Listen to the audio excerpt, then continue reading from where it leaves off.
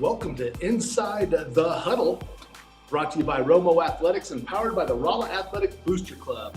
Once again, I got Coach Charlie Barker with the Lady Bulldogs here with us. What's going on, Tom? And Bulldog Nation. And Bulldog Nation. Hey, so yeah, had a busy week. Had the tournament in Carthage. It's kind of interesting the way we do things, right? We have that Bluefish tip-off kind of early in December. Yeah. Then we jump into we got a little delay, and then there that first weekend or kind of the last part of November, we jump into you guys went to the Carthage tournament. So right now you're sitting at 4-1 on the season. Again, you had a big blowout win on Pembroke Hill at the Bluefish shootout.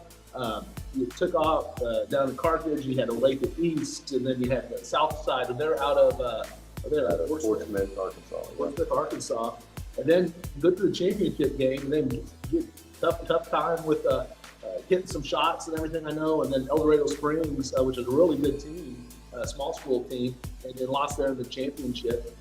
You bounce back here, come have Jeff City at home, again, a program that's been tough for a lot of years, and you get the win there as well. So how's the season been? Again, 4-1, but what's your thoughts on it? So far? 4-1. We let one slip away there against El Dorado Springs, so I thought we should have won. It just come down to we couldn't get it going there in the third quarter. It seems like every time we kind of make a push, the whistle would blow and kind of take us out of it. They shot 14 free throws in the third quarter. They were 11 for 14. They were 17 for 29 from the free throw line. We showed up to a free throw-a-thon and we wasn't invited. We didn't get to participate in it. So, but El Dorado Springs, they won state 2 years ago. They was in the state championship game last year, and there's a really, really good chance. I was talking to the coach beforehand. There's a really good chance that they make it back to the Final Four this year. So, that's not really a bad loss. Through that tournament was really physical. Olathe East had their point guard. She's committed to Truman State, so she was a really nice player. South side out of Fort Smith, they were really, really physical, very physical game. And we come out and jumped on them right off the bat, 21-6, kind of got laxed a little bit, and then allowed them to come back into it. And then Risa and Willow got in foul trouble, and really, with Corey out right now, and then Risa and Willow, two of our big guns, getting in foul trouble, and not getting to participate a lot in that game, it really gave us a shot early on to grow with our youth. I had, at one point in time, I had freshman, sophomore, junior, but not a lot of varsity minutes in there, trying to figure out how to close the game out. And, they done a good job. We kicked it around a little bit there at the end, but hit some free throws. And, we ended up closing that out. And then, that El Dorado Springs game, same thing, come out and was trading baskets back and forth, was down 7, I think, at halftime.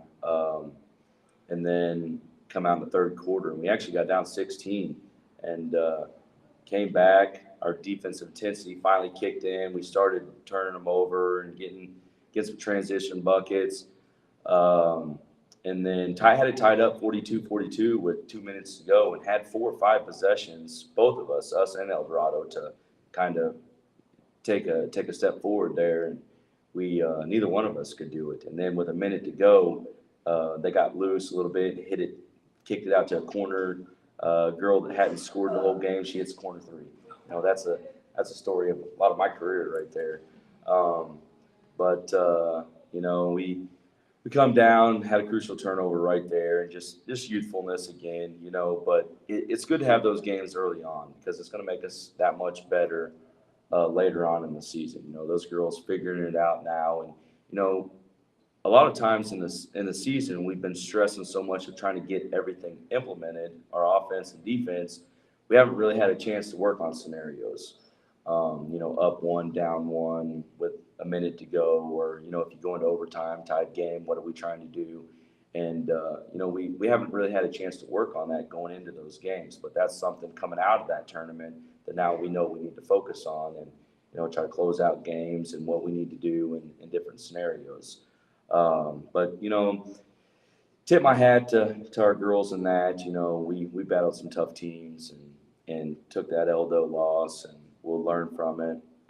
We've seen what we needed to do. Jeff City, we played them Tuesday night, and you know what? I really wasn't impressed by our play.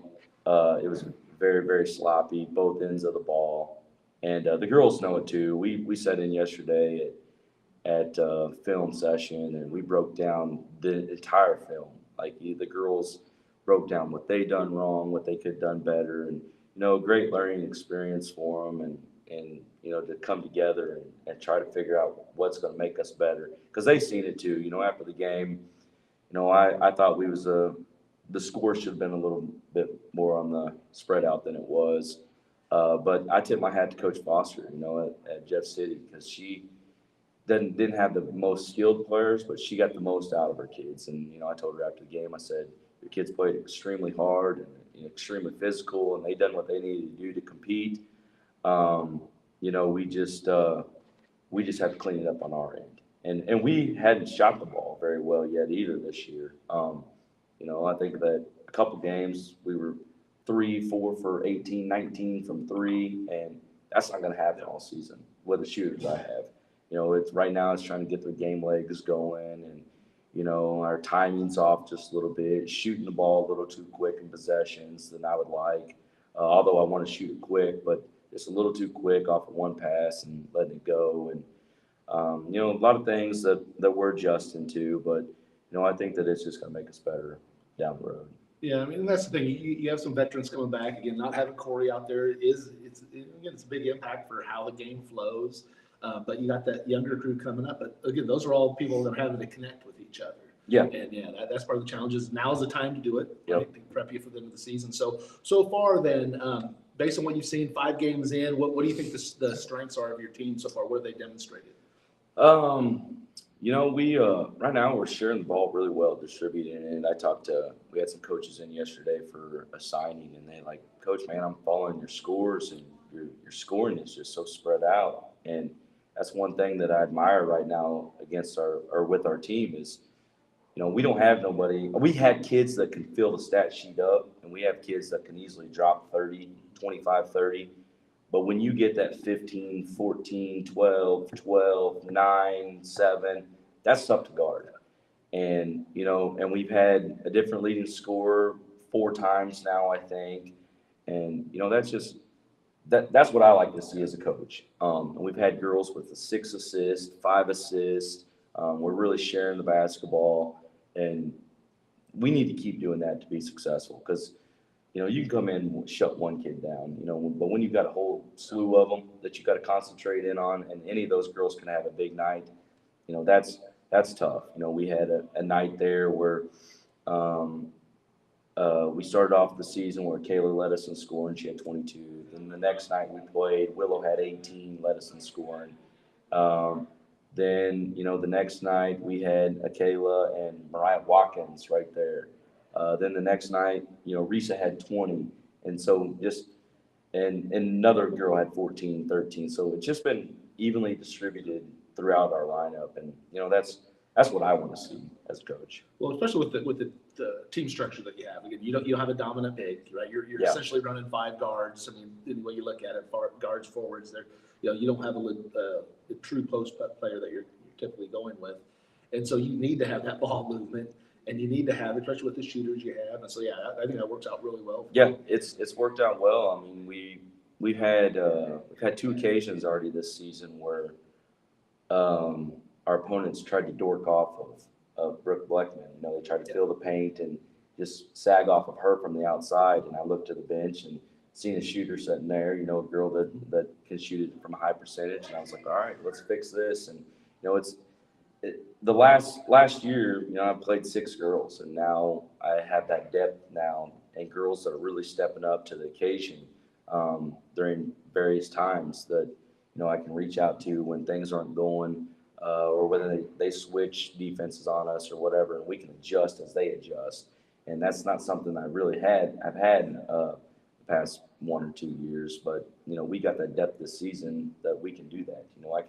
Or if a girl's kind of struggling, I can get her out for a little bit and let another girl get in there and just kind of let her clear her mind. And, that's really working out for us right now.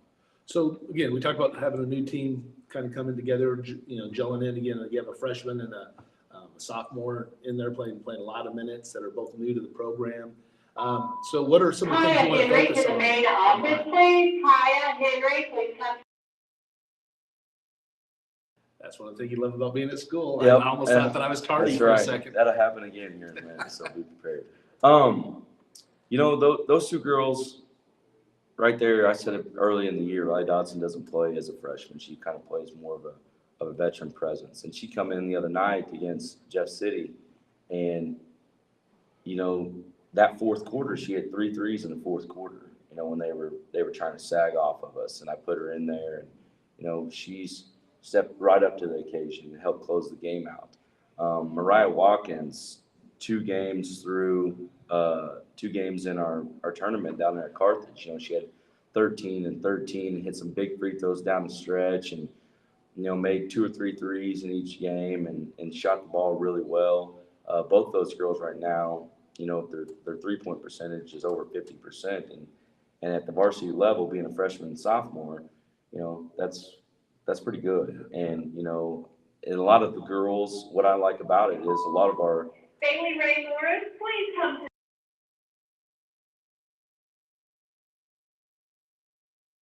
a lot of our older girls are seeing their success and they're cheering them on. They're seeing it and they're cheering them on, and that means a lot to me because now I see them buying into it and they don't have a selfish bone about them. They want to see that success out of those girls. And Riley Balls came in and gave us minutes, and she hasn't had a lot of varsity time. And Brick Bleckman, she had limited minutes last year. And Riley Bales, she hadn't seen a lot of varsity time. And, those girls are just stepping up to the occasion right now. And the further we get in season, the better they're going to get. The better that it's going to make us. Well, that was during the Corey Alcorn signing yesterday. She's going to go play at Grandview. And we were talking about what was one of the things she's liked best so far about the season. And she was talking about this at the last tournament, just the camaraderie, the bonding with the girls, just having that kind of sense of connection, which again is, as a coach, that's what you want to see. Like you said, you're seeing it from all the girls. They're all participating. Again, it's going to just help you out as you get into the end of the season. Yeah, coaching any teenage sports, you're going to have times where, kids are bickering at each other and, you're around each other so much during basketball season. That's 4 months. I tell them, I'm like, you're really around your teammates more than you are your family for 4 months, in all honesty. Being together all day at school and then, through practice. And at some point in time, you get at each other a little bit. That's just human nature. But right now, the girls are all, they're working well together and they're getting along. And we're, the other day, everybody went out to eat as a team. And, as long as we can keep that up, I think we're going to be successful throughout the season, Definitely. So what's been the biggest surprise so far this year? Right now, it's just a couple of surprises. One, Kaya, Henry.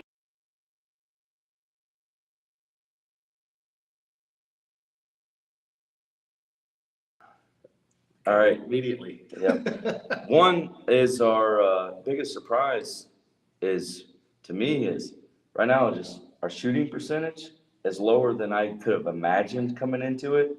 And, I think that we're gonna get there. We have too good of shooters to, continue to wait what we're doing. Excuse me. But game legs that come in, understanding of the game, understanding when we need that, when we don't need it.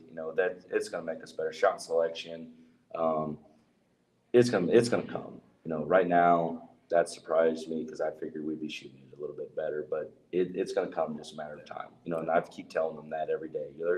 Some of them are kind of getting frustrated because they're not seeing the ball go through the hole, but they're staying after. They're putting in time. Doing all the right things they need to do.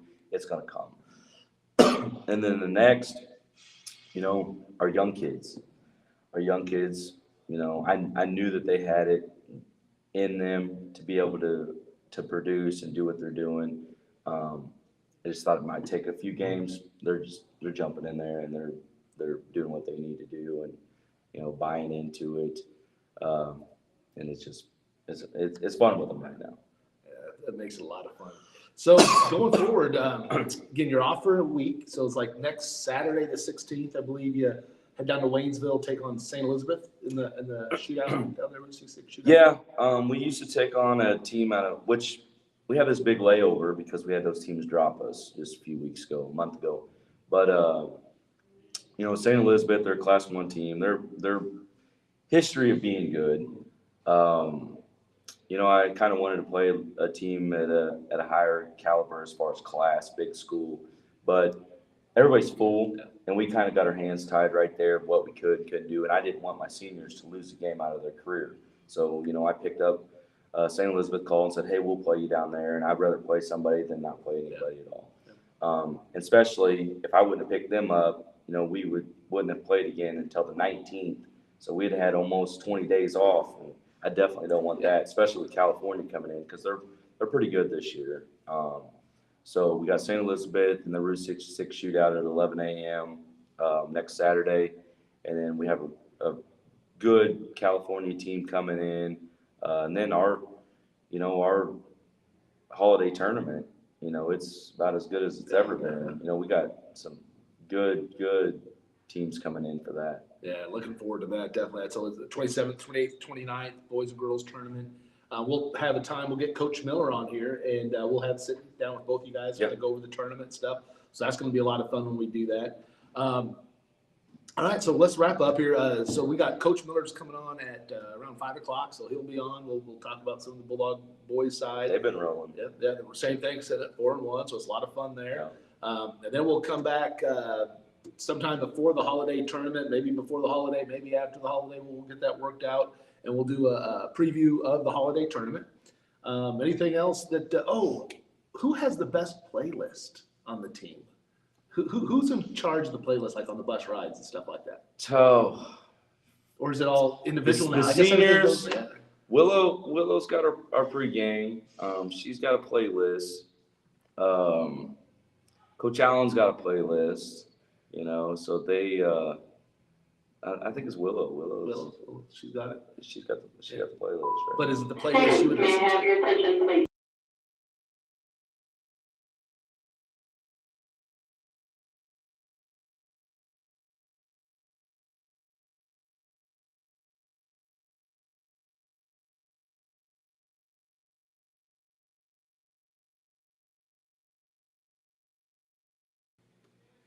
Sorry, I had to have a little announcement from the administrators over the PA, but so Willow's got her music. That's Willow's playlist. A lot of those girls probably it's not the playlist I would listen to, but whatever gets the job done. I know. Let them have fun with it, and they enjoy it. We bring the music into practice, and whatever I can do. I've done a lot of things over the years, coaching high school basketball, and if we can get something to get them going, maybe that's a little bitty thing, like play some music during practice, we're on the bus or in the locker room, they're always making TikToks. I think Willow and Risa actually was just bragging earlier about they got like 28,000 likes on TikTok or something off of something they've done, but that's way over my head. Well, we may have to be doing a TikTok on one of the Inside the Huddle videos. Maybe you and Coach Miller can do some. Yeah. Me and Coach Miller, we'll get in on some TikTok. We'll get you guys to do that. We'll see how many likes we can get. Yeah, we probably get a few. We probably get a lot of dislikes too. I think so. All right, for Lady Bulldog head coach Charlie Pryor, I'm Tom Brown. Thank you for joining us on another episode of Inside the Huddle. Thanks a lot. Go Dogs. Go Dogs.